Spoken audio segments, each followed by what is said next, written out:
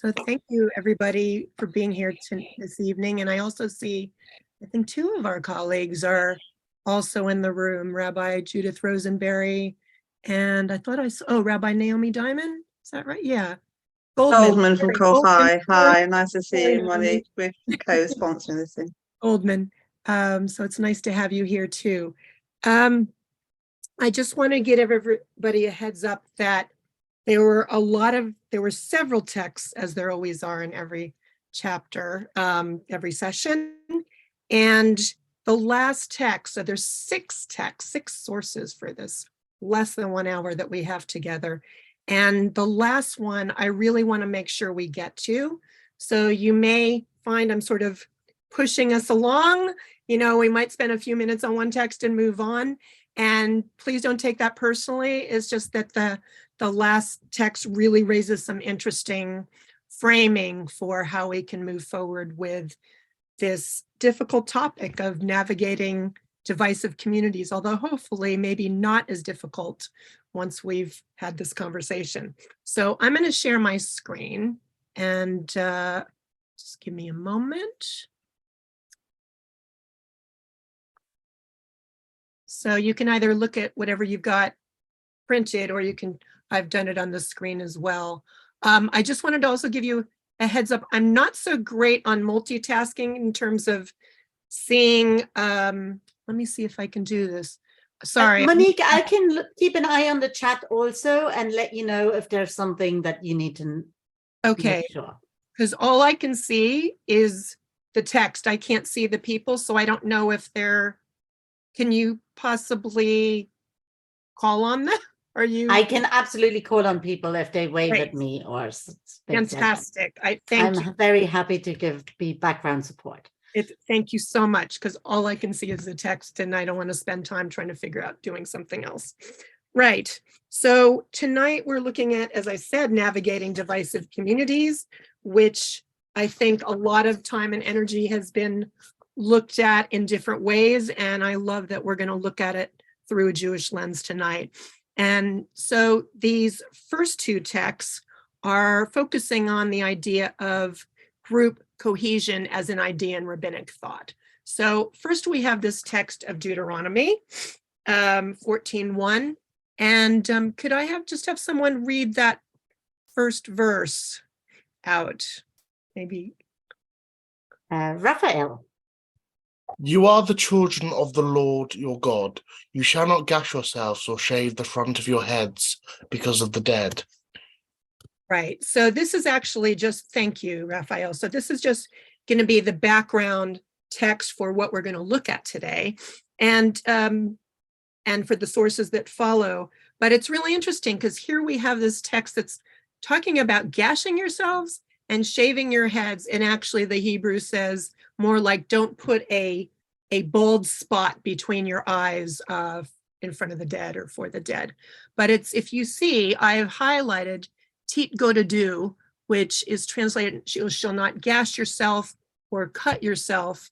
And so if you actually went and looked up the context of this verse, it's in the context of looking at a number of different things. For example, telling us what we can't eat. So, and also telling us a few other things. It goes into all the different aspects of kashrut. So you may be looking at this going, what on earth does this have to do with factionalism? So does anybody have an idea about, without looking ahead, what this might have to do with factionalism and not being divisive? Raphael and I think John wanted to say something, and Angela. Because of shaving the front of your head, does that refer to peyot, which more Orthodox communities would adhere to? And I guess that would be seen as a form of gatekeeping, in the sense that they might say they're adhering fully to Halakha because of the fact that they're not shaving peyot and they're not gashing themselves. Right, and if you're doing that, you're doing something different than what the community is saying you have to do, or what the Torah is saying you have to do. So that could be. Thank you. Any other? John was, and then Angela, and then Sharon. I wondered whether I'm saying the same thing, but from another direction. I wondered whether this was to distinguish the Israelites from tribes who were gashing themselves or shaving the front of their head. Because of the dead is a difficult phrase to understand, because does it suggest that you should not do this because it's a matter of disrespect for the dead, or does it suggest that certain people are doing it because they have lost family members? So that's a difficult phrase for me, but it's to distinguish us from other tribes. It's a really good point, John. And actually, it was the second thing that you said, that there were tribes or peoples in the area that, out of a sense of mourning, would cut themselves or perhaps shave part of their head. So far, it seems to be from what you two, I think there was one more, before I say anything else, there was one more. There was Angela, and there was Sharon, and Gina has her hand up as well, I think. I think we need to take one more, and then I'm so, hold on to what you think. In which case, Sharon is unmuted, so she gets the next. Thanks, Sharon. Thank you. I'm just worrying about this word "titkotadu" because, well, my modern Hebrew suggests that's something to do with growing up or getting together or something, but not. I don't know where the gashing comes in, and I'm worrying about this word. Where does it come from? Right. So titkotadu, it's biblical Hebrew, and as some often as Hebrew has kind of come down through the centuries, it's morphed a bit in meaning. So back in biblical Hebrew, it meant to cush, to gash. Sometimes you get Hebrew words, I can't think of one right now, that in modern context means something completely unrelated. So that's not from some root I should be able to work out. Okay. Yeah, I mean, sometimes even when you try, it doesn't always map on, the biblical Hebrew doesn't map on with the modern onto biblical, but thank you for that. Thank you. So we're going to move on, and actually that word is key in the next source. So hopefully everybody can see that. Lo titkotadu, so it's referring back to the previous text, and this is from Sifrei Re'eh, and in Sifrei Re'eh, it's part of the Midrashic tradition, and it's Midrash Halacha, which means it's a legal gloss on the book of Deuteronomy. And what they're doing here, if you keep reading, Lo tasu agodot, ele hayu kolchem agoda echat. So it's actually doing a play on words with titkotadu and agudot. So titkotadu, we know from the previous text, has to do with cutting or gashing, but here the rabbis are sort of reinterpreting gashing to mean don't cut yourselves into different factions, right? Be one group. So the question is, what causes fractionalism in a community? So that's the first question.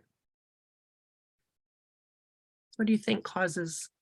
So Angela's got her hand up, and seeing we didn't come to her last time, Thank you. I think we'll let her go first. Nope. We haven't got you, Angela. Oh, yeah. Yeah. Can you hear me? Right, okay. To my mind, it's an awareness of differences between people that cause factionalism and the inability to tolerate those differences. That's the word tolerate. So that's going to come in later. Okay. Thank you. But that's good. Thank you for that. Another? Any others? I can't see anyone else. It's probably a pretty good description. Oh, David has his hand up, and then Betty? Yeah. Okay. Different beliefs are probably the biggest reason for factions in history to have occurred, particularly within groups that profess the same religion.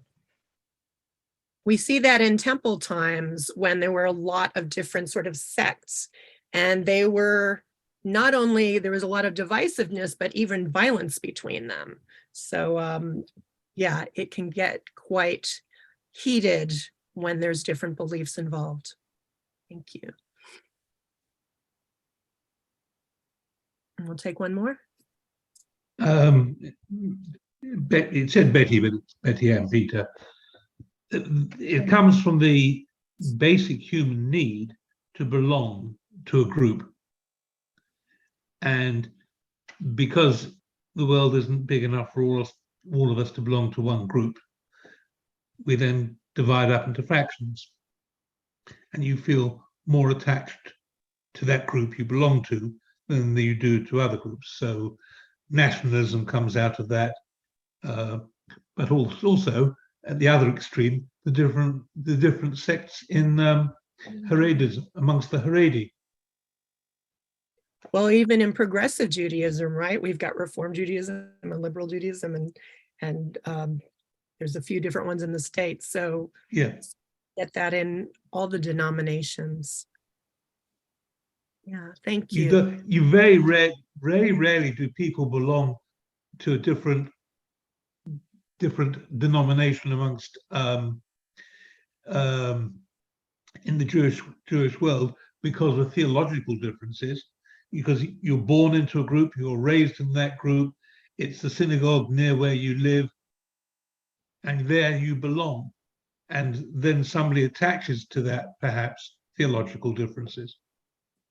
On it, it becomes like an extended family, right? Yes, exactly. Yeah. Okay, I'm gonna move us on.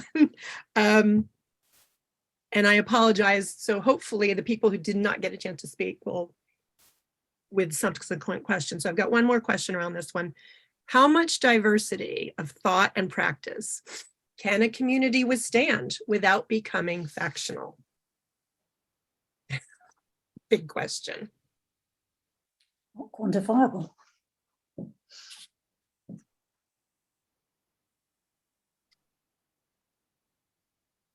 Paul. It goes back to what Angela said earlier. It depends on the tolerance of the group, doesn't it? Can I say something? Maybe allowing people to be different allows them to actually all stick together rather than being completely anti what's going on the whole thing or dropping out. It might allow a bit of plurality and that might keep the group together. So it's interesting because how do you keep it to group together if everything's about difference? Like if commonality isn't so important, what makes it a group?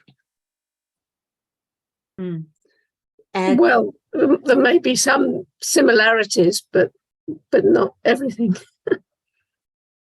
Well, we're going to continue to explore this as well. I wondered if Gary might be trying to unmute himself. I think he is, but I'm not sure that we have succeeded.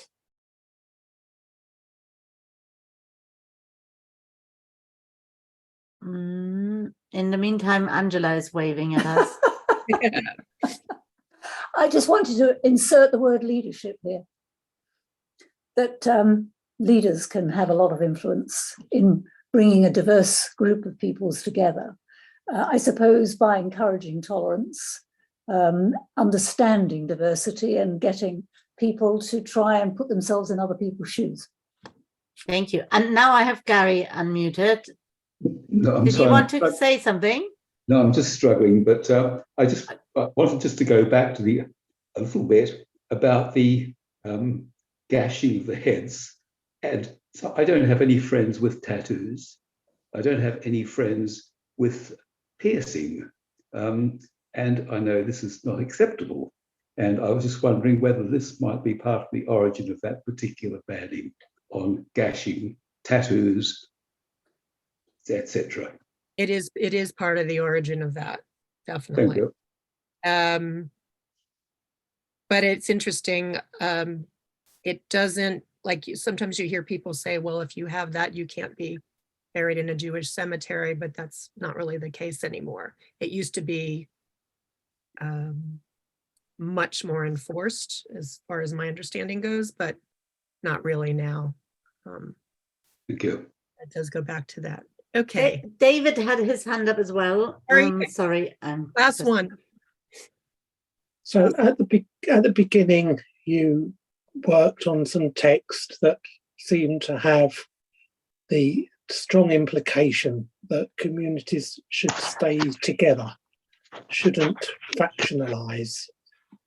And if you take that to its natural conclusion, then you've really got to accept differences, because if you don't accept differences, then you aren't able to follow the earlier text. So it's an interesting catch-22, really, because at some point you're going to get some differences that are, just abhorrent to some people. So hold on it's to really that. interesting. Hold on to that, because we're going to get to some of that with that last text that I want to get to. There's also, of course, the risk, I just want to insert here, is that if you focus too much on keeping everybody together in the same way, you risk becoming like a dictatorship, and that there is no tolerance for anything. So there's a spectrum, if you will, of complete intolerance versus tolerance of everything, and the community finds something in between. But we are going to go push on. I'm sorry. Please hold those comments, and hopefully you'll whoever didn't get a chance to speak will be able to with one of the coming texts.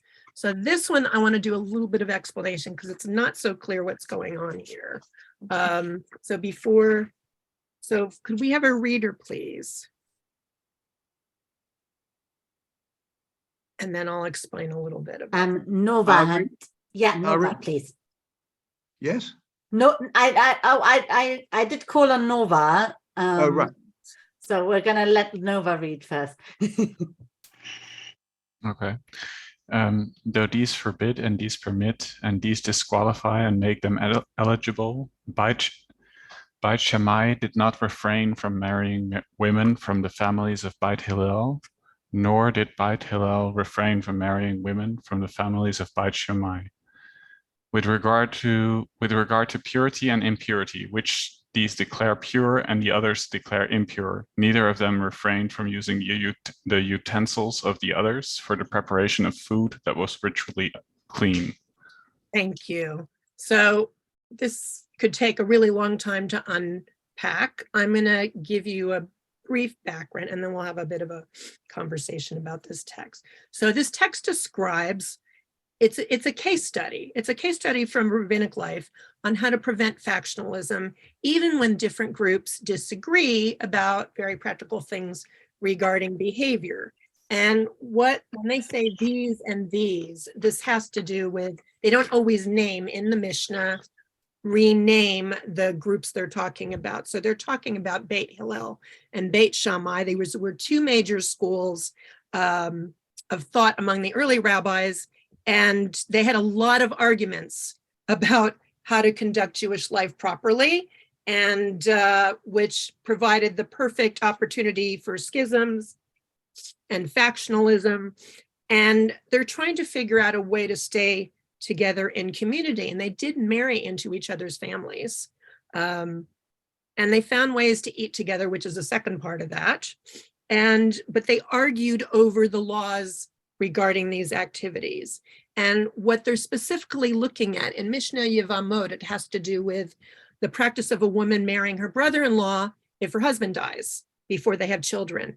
And they're trying to look at the question of what to do if there are familiar relationships between the widowed woman and the brother-in-law's wife that might prohibit him from being married to both women. So hopefully that's making the whole sort of framing a bit clear. Now, the Mishnah doesn't actually tell us how they managed to do this. There are other rabbinic sources that make suggestions, but there's different suggestions as to, some say follow the norm despite their differences. Others suggest the opposite. There's all kinds of things. So, but basically it's deferred to Hillel. Now, rather than getting too much into the text itself, having framed that, what I'd like to do is to first have you think, not say, but just think, reflect on a time when you chose to live with people who were different from you. So I don't want you to comment or right now. I just want you to reflect on that. Think about a time when maybe you were living with them, maybe you were in a group with them. How did you become in that community with each other? Think about that. And did those differences prove too difficult to be able to maintain community? So there's a few questions.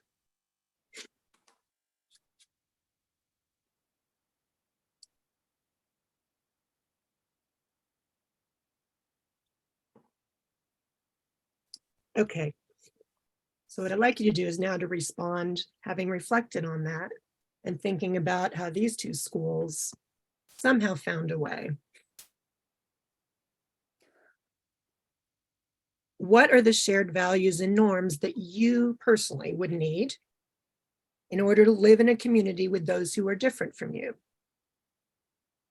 And what boundary issues would be like, those are your red lines? So now I open for people to comment on that. So what are the shared values and norms you'd need to be in the same group with people? And what are your sort of red lines where basically if somebody crossed that line, you couldn't be in the group with them?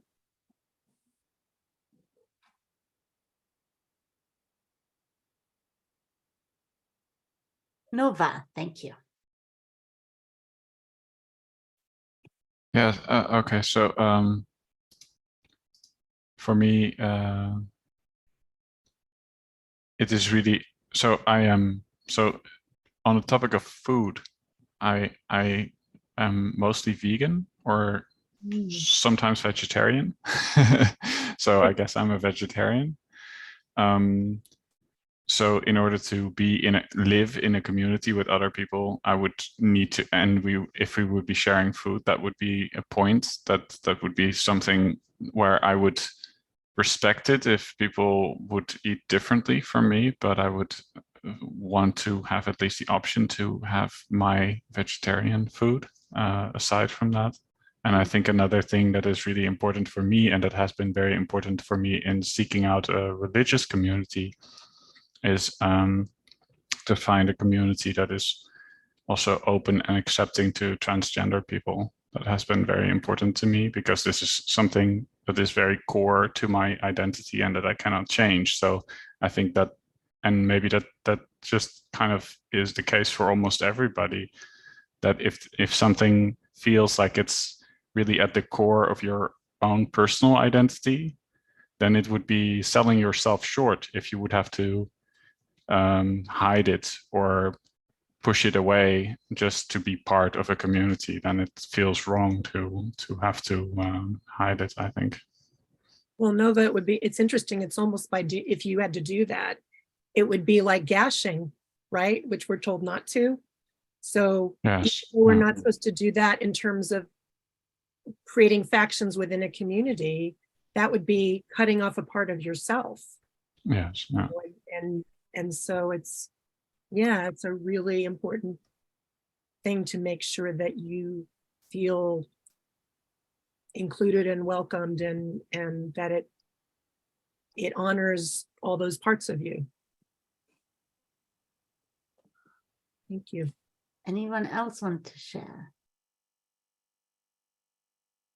Aaron. Oh, sorry, 1 second, Aaron. I'm just going to unmute. Press. Yes, perfect. First of all, the two sides, in quotes, have to want to coexist. And they might want to because really they like each other, or there's a practical reason for them to actually get on. And the second thing is respect for the views and values of the other. Absolutely. They wouldn't be trying so hard to find a way to be together if they didn't have those elements. Peter and Betty have got their hand up. Yeah, sorry. Going back to Nova's point, first of all, if you're in a community long enough, you get your values from that community. So there are not many members of a Haredi sect who are vegetarian or vegan, because they would think it's a waste of what God has provided. And secondly, your values change over time. I mean, one advantage of being old is you remember way back when you had very different values. About the classic example is about gender equality and about gay and lesbian members of society. But that's also social. That's yes, but that you get those views from the community you're brought up in, the community you inhabit. But that's not the reason why you necessarily join that community. In other words, it's the other way around. You start off in a community, or you're in a community, and you absorb their values. Now, you may then develop different values and find that community views abhorrent and leave it. But that's a different stage. You got to find out where you start from. okay. We believe very, very different things from which our ancestors believed. Why? It works both ways, doesn't it? Like, you do get your values from the community, and also over time, the community does absorb values from the people who comprise that community. Yes. So it works in both directions. Yeah, absolutely. And, sometimes those values do within a community change over time. One more. Oh, sorry, John. I was on mute. Thank you. The use of the word community is interesting, because Peter just said something, and Monique, you picked up on it.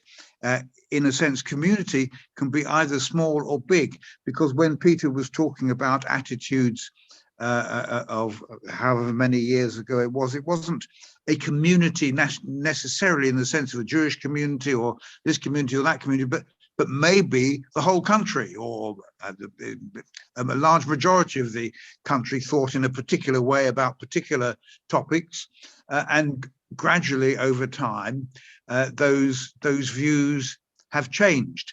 And I'm only saying that the use of the word community sometimes might be too small, because it might be a whole country, a whole civilization, perhaps. Yeah, thank you. Okay, we're going to go on in the interest of making sure we get to that text. I know you're all thinking, will we get there? We will get there. Right.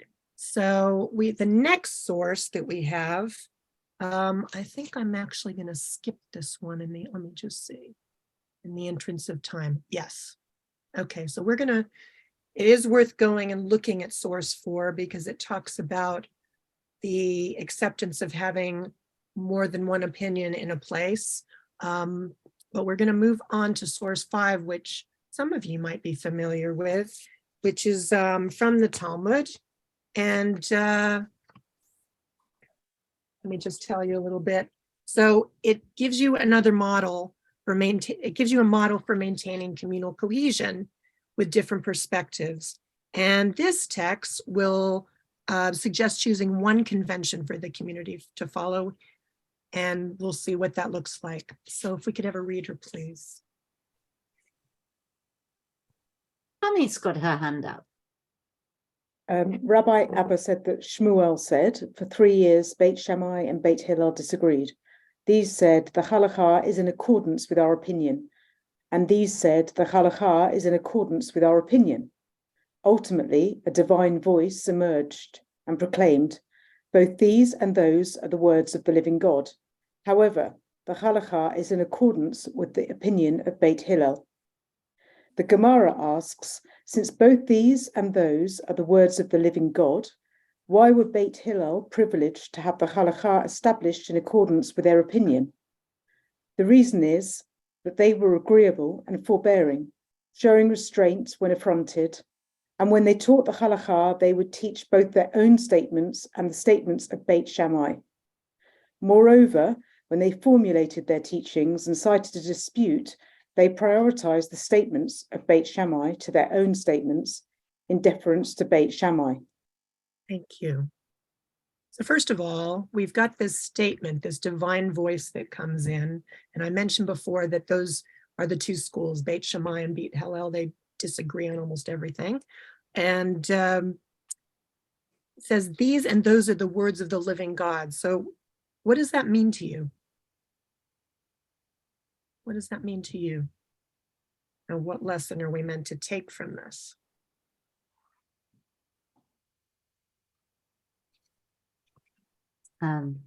Nova. Yes, I think they mean both of these are valid interpretations of the same texts, of the same rules. Both are valid and completely righteous, I guess, interpretations of the same texts.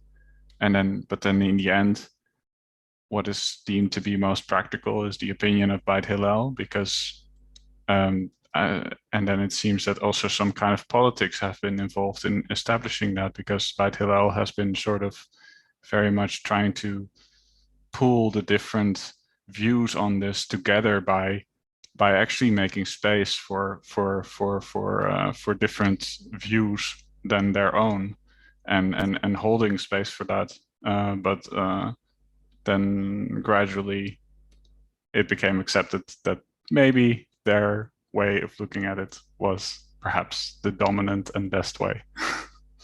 What you said is really key, I think, is about making space for other opinions, right? And even if there's a difference of opinion, that before launching into one's own opinion, to really take time to weigh, consider, contemplate whatever that other opinion was, just to see if something could be learned from it.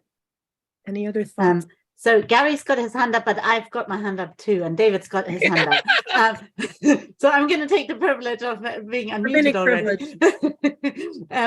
For me, it's one of my favorite texts, because I think for me, it's the text that says there are some things in life where actually it's not about one thing being right and the other thing being wrong. Both things are right. But practically speaking, you have to do one thing. You can't do both things. Like, I don't know, do we paint the wall green or do we paint the wall yellow? There isn't like an objective reason why yellow or green is better, but we've got to paint the wall in some color. And compromise isn't always like nobody wanted the wall orange, right? And the way I understand this text for me is when there are both answers that are equally valid, side with the side that's going to be nicer. Side with the side that isn't going to rub it in to the people who didn't get their way, that they didn't get their way. Side with the side that says, oh, we painted the wall green, but there were people who really said it should have been yellow. So I think for me, that's like, that is like how community cohesion works, because there are lots of times when there are two perfectly valid ways of going, but we've got to make a decision because we can't always go for the middle. So that's my interpretation of it. Gary and then David. Rabbi, you've taken the words out of my mouth. It really is a plea for tolerance and respect of the other's opinion. There are two opinions, and who is to judge which opinion is correct? For people to live together, we need to respect the opinion of others, not confront others, respect their opinions, providing they respect ours. It's the golden rule: wish to be treated as you would wish, treat others as you yourself would wish to be treated. So you've actually segued into my next question, which is, how does the character of the person advocating for a position of influence the way you view that position? I think you've kind of answered it. No, I think I'll need time to think about that, so I'll leave it to others. Okay. I think David had his hand up as well. It's perhaps obvious, but the words of the living God, both are the words of the living God. That's an attempt, isn't it, to surely to validate both views within the set of overarching core beliefs. So what is being said by the divine voice is, look, chaps and chapesses, but probably chaps, this isn't an excommunication matter. This isn't a case where one of you groups have to be sent out into the cold outside the faith, because actually you're arguing from the basis of the same faith. So it's an attempt to achieve theological unity. Beautiful. Yeah, and that whole idea of where you draw that red line, we're going to come back to in the next source text.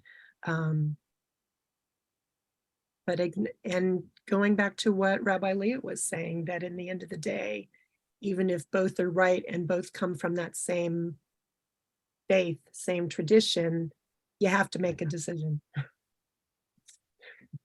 Yeah, and I think that within the Jewish tradition, there's probably, I wouldn't be certain about this, but there's probably a great history of rabbinic authorities giving rulings so as to take the community, the religious community forward. But if you look, for example, at medieval Christianity, their schisms and their disagreements often ended in bloodshed. And there weren't often bodies available to give rulings that would keep the community together. So it must be a principal difference between Judaism and other religions, I would have thought. Well, we do know that Beit Hillel and Beit Shammai did come to blows a few times. So they weren't completely free of conflict at that level, although I'm not sure if it came to bloodshed or not. But they did come to blows. Yeah. Thank you. Any last comments about about the character of the person and how it might have? I think you're good to move on. Everyone is thinking, but waiting for the last text. Great. So this is the last text, written by Daniel Hartman, and he wrote a book called Pluralism, Tolerance, and Deviance. The book, The Boundaries of Judaism, is really fascinating. He's the president of Shalom Hartman Institute, written a lot of books. So he offers a classification here for thinking about how to deal with key divisions and boundaries. And he has 3 categories, which he talks about: pluralism, tolerance, and deviance. And so he's going to get into this a little bit, and I'll pause at different points. But if we could have, I did highlight a bit, but if we could have a reader to read the section on pluralism on this paragraph. If you want to only read the blue, that's fine. Angela. Only read the blue? Oh, I see. In trying to find the balance between the search for commonality and the reality of difference, social structures use 3 primary categories to assess, classify, and ascertain which difference is allowed and which is not. These 3 categories are pluralism, tolerance, and deviance. Pluralism is that category which assigns equal value to certain differing positions. At the foundation of pluralism lies, as Isaiah Berlin states, the recognition that human goals are not many, not all of them are commensurable, and in perpetual rivalry with each other. Those in pluralist community are cognizant of the differences among members, but are able to perceive equal value in a multiplicity of positions. While pluralism does not necessitate the acceptance of all positions and is not to be equated with relativism, it does recognize the possibility of equally valuable, though differing, goals and values which cannot be graded on a scale, so that it is a matter of inspection to determine the highest. Thank you. Any comments on this one? I think Angela had a comment. I remember my reading of Isaiah Berlin is that he felt ultimately you could not reconcile different values. And I'm not sure how that fits in with this. well, we'll have to see, right? We'll keep reading and see where that, because it goes on. This isn't the only, this is the first category. Okay, thank you. Next reader. And I would, if you could read down to engender. Yeah. Roz, do you want to read? You're unmuted. Okay. As distinct from pluralism, tolerance is reserved for difference which one believes to be wrong. As 20th century English moral philosopher Bernard Williams argues, toleration, we may say, is required only for that which is in principle intolerable. This negative appraisal of that which is tolerated, however, need not engender either defensive or punitive measures, but can in certain circumstances activate a response of tolerance, which in essence involves leaving undisturbed something which you think is wrong. The individual in question remains a member, an insider, in the full sense of the word, a person with whom one shares one's collective space, despite the disapproval that his or her behavior may engender. So I'm guessing all of us have run into different people in our own communities who have very different opinions or perspectives on things, and yet we tolerate them, right? They're still part of our community. We still share space with them within our community, and it pushes us, right? It challenges us. And we'll go on to the next. I'm going to skip that paragraph, but if we could have a reader to. Can I make a quick point? Oh, go ahead. Sorry. Would you say yes, that the whole notion of tolerance and pluralism having limits would be more feasible, or at least more viable, in a group that isn't the Jewish people, in the sense that the Jewish people have been dispersed and expelled, and so they've had to almost assimilate within their host culture to an extent in order to survive, whereas other groups haven't had that massive pressure to assimilate and, forego their beliefs, their culture, whereas the Jewish people have managed to retain that, partly because of the fact that there has been a synthesis of their native pre-diaspora culture with the culture of the countries in which they've been living in. So, I mean, the fact that, say, an Ashkenazi Jew from Russia would have perhaps very different views on Halakha, maybe, compared to, say, a Sephardi Jew from Algeria, but that's only because of the fact that there is a geographic disbursement, whereas usually, if you want to put it in more general terms,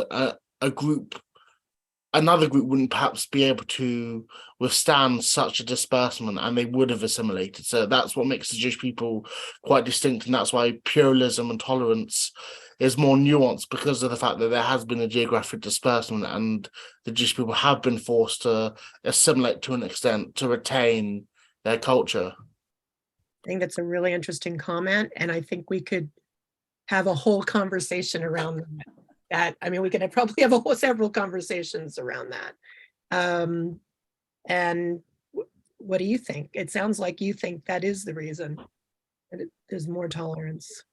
Yes, definitely. I think the fact that the Jews have historically always been a minority in whichever country or locality that they've been in, and so they've borne the brunt of intolerance, and so as a result, Jews have also learned to be tolerant whenever they're safe as well. So it's almost like it's a push-pull effect. And I think, tolerance is a core part of Judaism, and especially more progressive forms of Judaism. The idea that, you tolerate and accept that other people have different beliefs, whilst also not imposing your beliefs or having other people's beliefs imposed on you. I think it is a really nice, and I think it's a very moral way to operate, especially in a world that is becoming increasingly quite diverse and quite globalized. I think it's an aspiration, and I think that when we speak really generally, it's easy to embrace that. I suspect that when we start touching on particular issues, whether it's around Israel, whether it's around, labor or Tory, whether, you can pick a whole host of topics, I think you tend to get, from what I've seen, and I'm so sorry, I can't see your faces, but I'm guessing people are agreeing with me, or maybe they're not, that the boundaries of tolerance tend to stretch and often break. And that's where we get into the next. So we're going to move on to the last one, because I want to make sure we have a little bit of time to discuss the whole thing. I'm just going to read this quickly, this part, and then if we could ever read it for the next part. There's no viability for social life without some notion of boundaries and limits on the difference which it can accommodate. Without these boundaries, it becomes impossible to locate the common core by virtue of which fellow members affiliate with one another and form a social entity, something that I was sort of saying back earlier about what defines us. So can we have the next reader, please? Thank you, Leah, for identifying. I'm wondering if Pip might want to read for us. And if he can just read the green. Right, will do. Oh, hang on, it's disappeared. Sorry, Pip, I can't see you. Okay, that which serves to demarcate and govern these boundaries is the notion of deviance, deviance, as distinct from difference, which is assessed as tolerable and as such left alone. Deviance is that conduct which is generally through to require the attention of social control agencies.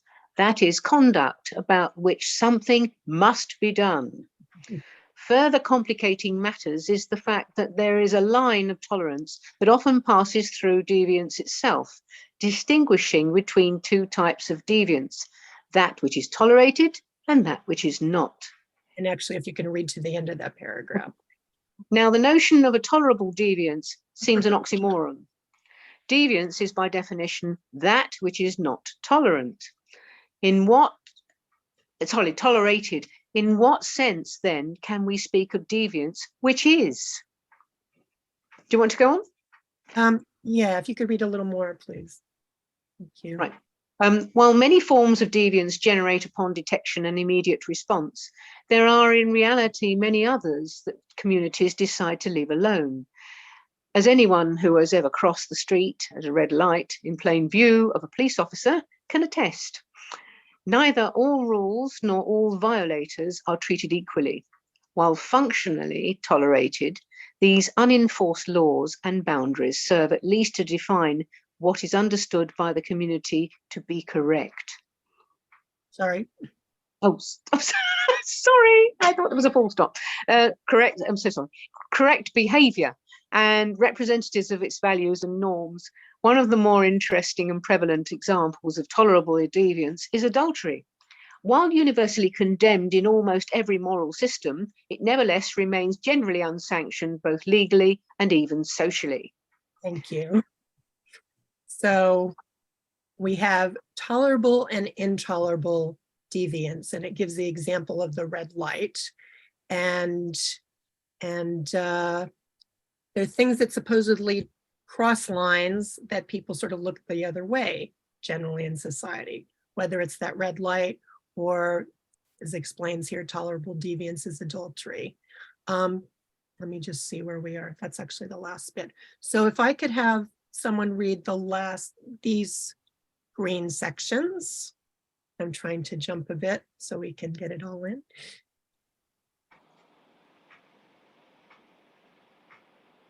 I could do that if you want. Perfect. Go for it. Okay. As distinct from deviance, which is tolerated, the intolerable deviant is one whose transgression is considered to severely contravene communal standards, that is constituted a renouncement of core values and jeopardizes the integrity of shared cultural space.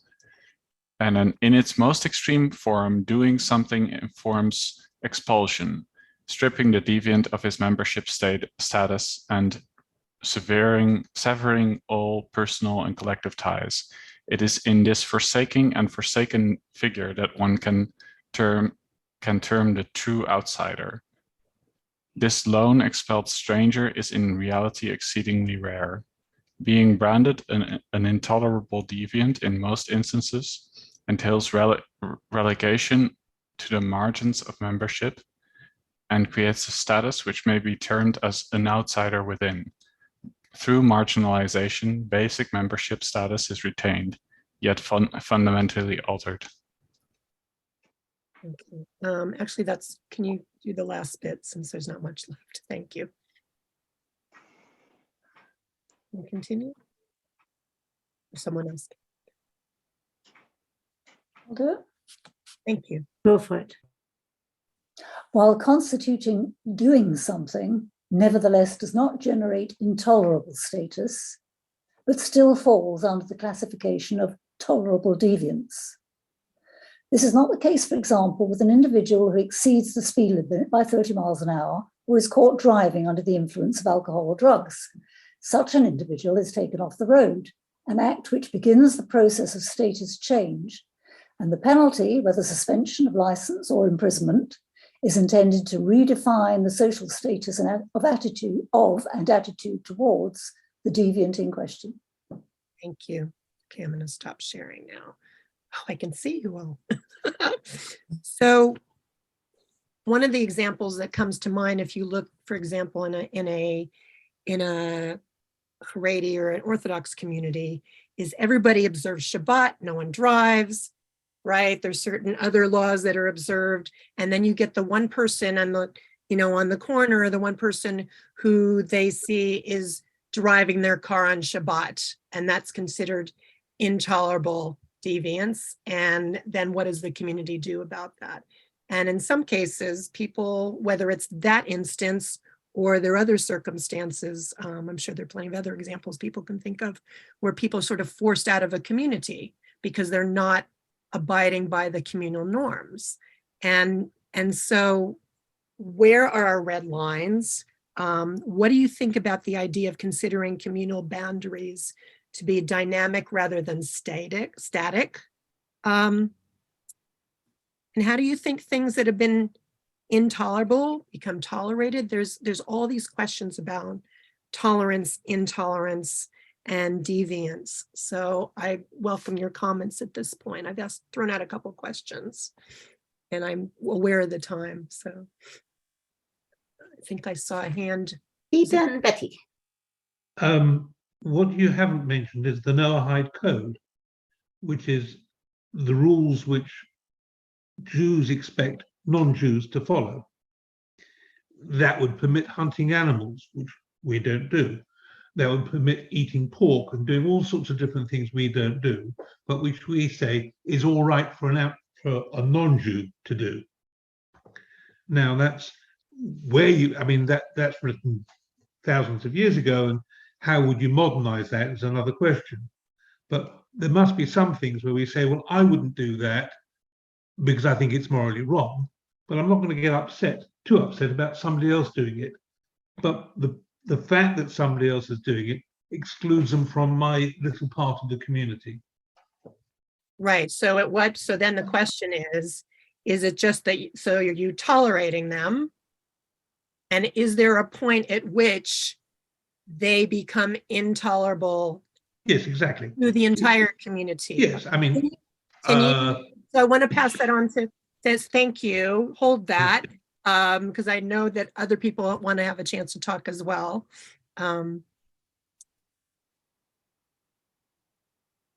Where are the red lines? Is there something that if somebody did something in your community?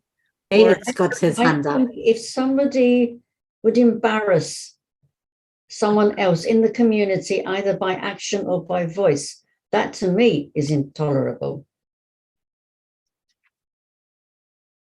David had his hand up, and then Gary, and then Nova, and then Aaron. I was just going to follow the earlier comment with a slightly different view, which is you're talking at the moment, we're talking about our tolerance, but what about God's tolerance?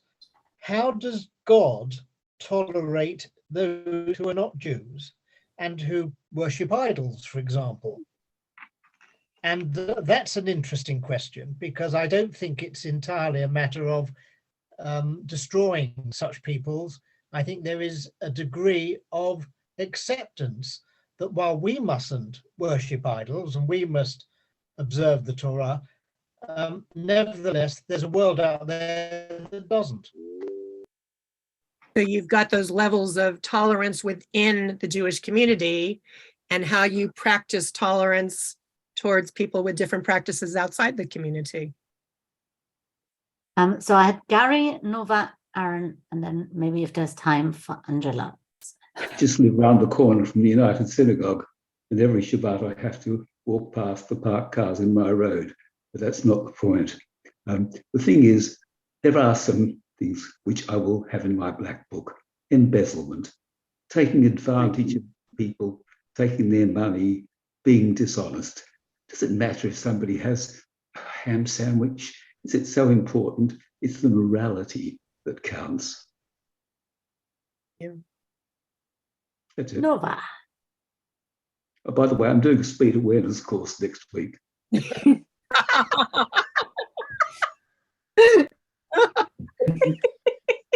Over 30 miles above? 35 miles per hour, up Scotts Hill in Rickmansworth.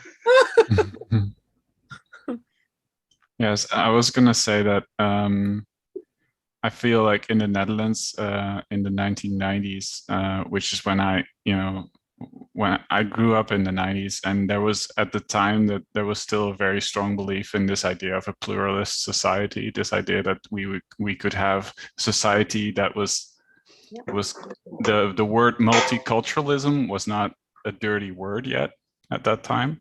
And now it has been turned into sort of a dirty word in our society, which is really sad, because basically what it comes down to is that right-wing politicians have decided that the so-called experiment of cultural integration of different minorities has somewhat failed, and that we need to go back to this idea of a sort of monoculture of the Dutch society. And I think that this is just another divisive way of looking at the world. For me, tolerance ends only like at the point where there's a threat of violence between different communities. I think that is where, for me, the line is always very strictly drawn. So, I mean, you can have different communities existing right next to each other and peacefully existing right next to each other. The only thing where I would draw the line is when there's a threat of violence. And also when it comes to me being part of a community, if that community is accepting of me as an individual and understands that I am different in certain ways and does not threaten me in that way, but is just, welcoming, then that's a good community for me, So in the same way, like it's if you can respect differences to the extent and not threaten each other with any kind of violence, I think that's sort of like the most basic requirement for tolerance, I think. And yeah, that's maybe not the same as acceptance, though. Like I think acceptance is really valuing also that difference. Yeah, and acceptance is also not only about accepting what they're saying, it's about accepting the situation in yourself, that you have different opinions. I think acceptance works both ways. Yeah. Thank you. We're getting very close to the end of our time. So Aaron, I think, gets the last word before Monique gets to wrap up, of course. Oh, dear, oh, dear. While everyone admits to their traffic offences up Scotts Hill or something in the chat. Just more generally, I mean, if you want to belong to a group, and Judaism is a group, as are many other groups, you've got to abide by the rules of the group. And if the rules of your particular group say you don't drive on Shabbat and you do drive on Shabbat, you're breaking the rules of the group, and the group, according to the rules of the group, has every right to chuck you out. Now, for me, that's a red line because my values don't go along with that. But if you want to be a member of a group, you've got to be with it. And Groups have different moralities. We don't have capital punishment. Saudi Arabia does. Saudi Arabia says it's right for us to have capital punishment. We don't agree. But if you live in Saudi Arabia and you want to be a member of Saudi Arabian society, you've got to abide by the rules, and the rules change over time. So it's a very, very difficult and movable feast, all these issues. Thank you. So I think I'll wrap up. So it's you know, of course, we could spend several hours like exploring questions and especially when it comes to looking at divisiveness within communities. I think one of the things I try to remind myself of, and it's a bit of what we picked up on through all the different sources today, is what's the most important, you know, is if we want to be part of the same community, what do we have to ask ourselves to negotiate that together? Like, what values can we strip back to find amongst each other? Also, you know, kind of like what Rabbi Leah was saying earlier about, you know, sometimes you just have to pick the green, you know, you have to go with one thing. And also making sure that everybody is heard. And I think not that they get their say, but that they feel heard in the process. And just like what Hillel did with Shammai, that they made sure that Shammai was heard before they gave their arguments. And all those little pieces can help us stay within, hopefully within pluralism and tolerance, and try not to spill over too much into deviance, but hopefully with a sort of openness of heart and openness of ears to what each of us has to contribute into a community. So thank you, everybody.